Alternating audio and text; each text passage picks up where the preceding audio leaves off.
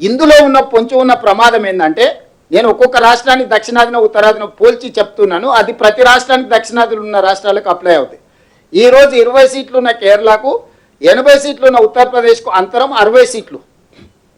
ఈరోజు 50% పెంచితే కేరళ 30 సీట్లు అవుద్ది, ఉత్తరప్రదేశ్ 120 సీట్లు అవుద్ది. ఇప్పుడు 30కి 120కి అంతరం 90 సీట్లు. అంటే ఈరోజు కేరళకు ఉత్తరప్రదేశ్కు ఉన్న గ్యాప్ 60 సీట్ల బదులు 90 సీట్లం అవుతుంది. ఇప్పుడు దూరం ఉంది, అప్పుడు అగాధం ఏర్పడుతుంది. పాలిటిక్స్లో అటల్ బిహారీ వాజ్పేయి గారి ప్రభుత్వం ఒక్క ఓటుతోనే ఒక సీట్తో పడిపోయింది. ఒక్కొక్క సీటు ఎంత కీలకమైంది. ఈరోజు తెలంగాణలో 17 ఉన్నాయి, ఉత్తరప్రదేశ్లో 80 ఉన్నాయి. ఈరోజు మన గ్యాప్ వచ్చేసి 63. రేపు ఇది పెంచినప్పుడు మనకేమో 26 అవుతున్నాయి, ఉత్తరప్రదేశ్కు 120 అవుతున్నాయి.